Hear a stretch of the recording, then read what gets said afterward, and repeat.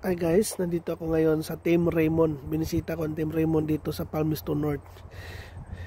Bihira ko lang sila na bibisita dito guys kasi 2 hours ang biyahe. Kaya confident naman ako sa kanila, kaya bihira ko lang sila na bibisita. Pero alam nyo ba guys, itong ginagawa namin ngayon ay shed lang ito, lumang shed, farm shed.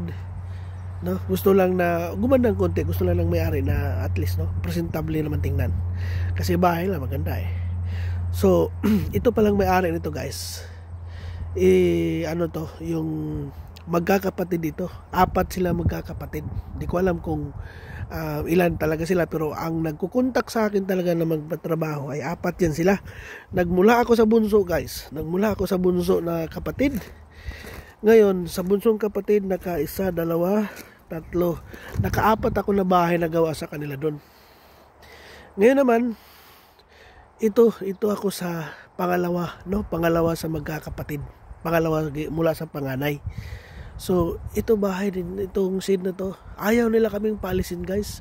Kasi gusto nila na kami lang na magtatrabaho sa kanilang mga gustong papipinturahan. Kanina may natanggap na naman akong text, anak nitong may-ari ng lugar na to magpapapintura ulit. So blessings pag talagang mabait tayo, pag tayo ay magandang gumawa at sakto lang din sa presyo, ay kukunin kanila guys. So, pero papasalamat ko sa Panginoon na hindi nawawala ng trabaho itong Team Raymond dito sa Palmerston North. Kahit minsan nangangamba ako guys, kasi dito sa Palmerston North, Wanganoy, hindi ako kilala dito kasi malayo ito sa base namin, malayo ito sa main office namin. Ang aming main office is Taranaki, pero ito malayo na to, 2 hours. Hindi ako kilala dito, pero hindi ako pinabayaan ng Panginoon. Isa lang ang nakilala ko. Ngayon, yung nakilala ko na yon ay paulit-ulit na nagpapagawa, magkapatid, magkakamag-anak. Di ko alam kung hanggang saan kami dito. Basta ang pinapasalamat ko lang na meron kaming trabaho.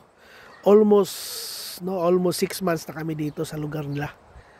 Kaya napaka-blessings namin guys. Paulit-ulit lang yung trabaho namin. Siguro, alam ko, kasi maraming mga bahay itong mga to.